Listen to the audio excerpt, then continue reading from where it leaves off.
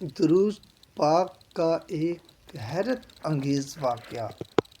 ایک بہن تھی، اس کے 2 چھوٹے چھوٹے بچے تھے۔ اچھی زندگی گزر رہی تھی کہ اچانک اس کو ایک بیماری لگ گئی۔ بیماری اتنی شدید تھی کہ بڑھتی جا رہی تھی۔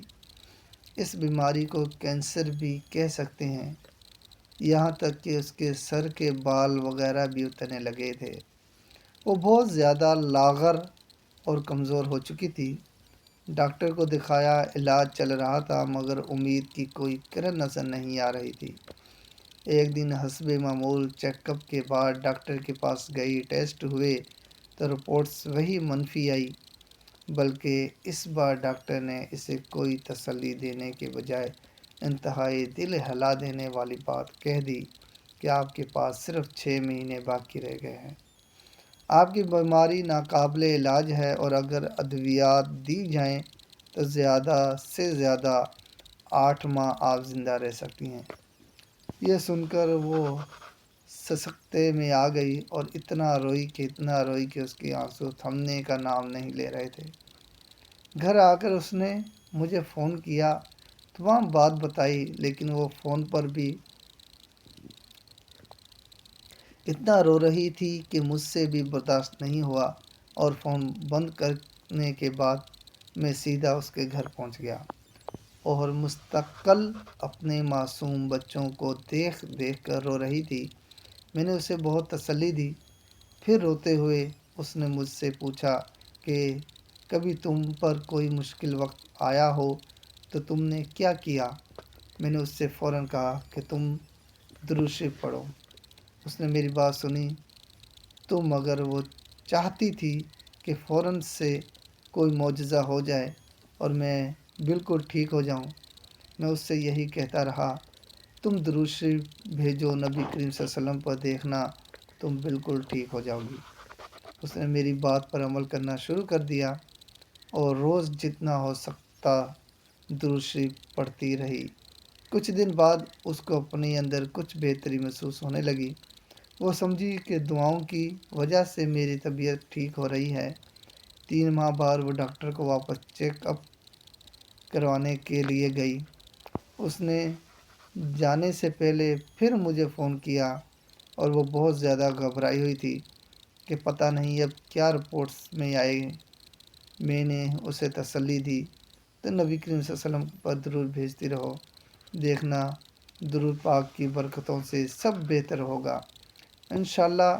پھر اس کے ٹیسٹ ہوئے اور ڈاکٹر نے اسے ایڈمٹ کر لیا اور کہا کہ رپورٹ میں 10 گھنٹے کے بعد آئیں گی۔ 10 گھنٹے کے بعد رپورٹ آئی تو مزید اسے 3 گھنٹے انتظار کے لیے کہا گیا۔ اسی انشاء میں وہاں سے لیب ٹیسٹ والوں کا گزر ہوا تو انہوں نے اس کو دیکھا اور ایک دم رک کر اس کا نام پوچھا۔ پھر اس کے شوہر کا نام پوچھا تو اس نے اسباب میں سر ہلا دیا۔ پھر وہ حیرت سے آپس میں سرگوشی میں کچھ کہنے لگے کہ یہ رپورٹ تو انہی کی ہے، اور اس سے کہا کہ آپ میرے ساتھ اندر ڈاکٹر کے پاس آئیں۔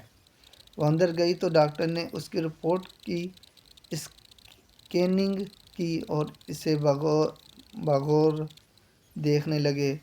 پھر سے کہا کہ آپ اس طرف آ کر بیٹھیں۔ وہ ڈاکٹر کے قریب والی کرسی پر جا کر بیٹھ گئی۔ ڈاکٹر بہت غور سے اور حیرت زدہ ہو کر کبھی اس کو دیکھتا اور کبھی اس کی رپورٹ کو دیکھتا۔ ڈاکٹر نے پوچھا کہ آپ کہیں اور سے بھی علاج کروا رہی ہیں؟ اس نے کہا نہیں، یہاں سے علاج ہو رہا ہے، بس ایک ڈاکٹر کو دکھایا تھا اور انہوں نے آپ کے پاس بھیج دیا۔ پھر ڈاکٹر نے کہا کہ اچھا کہیں سے انجیکشن لگوا رہی ہو؟ تو اس نے کہا کہ نہیں، میں کہیں سے انجیکشن بھی نہیں لگوا رہی۔ اب وہ اور گھبرا گئی اور اس نے ڈاکٹر سے کہا کہ ڈاکٹر صاحب کیا بات ہے؟ آپ مجھے کیوں کنفیوز کر رہے ہیں؟ تو ڈاکٹر نے کہا میں آپ کی پرانی رپورٹ دیکھ رہا ہوں جس پر آپ کے 6 سے 8 ماہ تک کا ٹائم دیا ہوا ہے اور اس پر آپ کے دستخط بھی ہیں۔ آپ نے کہا جی مجھے معلوم ہے۔ پھر ڈاکٹر نے کہا اب میں آپ کی نئی رپورٹ دیکھ رہا ہوں جس میں ہر چیز پازیٹیو آ رہی ہے، یعنی اس بیماری کا کوئی وجود ہی نہیں ہے آپ میں۔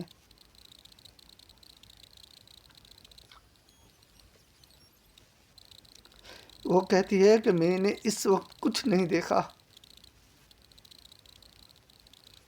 میں ڈاکٹر کے پاس بیٹھی ہوں یا ہاسپٹل میں ہوں، اسی وقت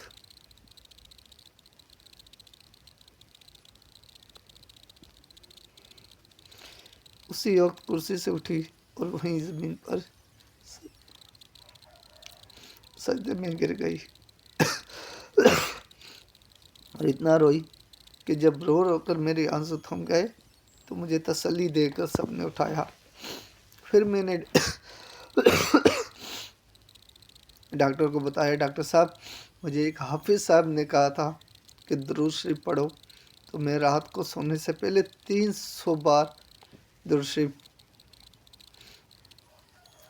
پڑھ کر سو جاتی تھی، اور یہ سب درود کی برکتوں سے مجھے اس جان لیوا بیماری سے شفا ملی۔ اب وہ الحمدللہ مکمل صحت یاب ہے، اسے کوئی تکلیف نہیں ہے، گھر کے کام بھی باقاعدگی سے کرتی ہے اور بچوں کو بھی سنبھال رہی ہے جیسے اسے کوئی بیماری تھی ہی نہیں۔ دیکھا دوستوں، درود شریف میں اتنی برکتیں ہیں اور ہم لوگ اپنی زندگی کہاں ضائع کر رہے ہیں۔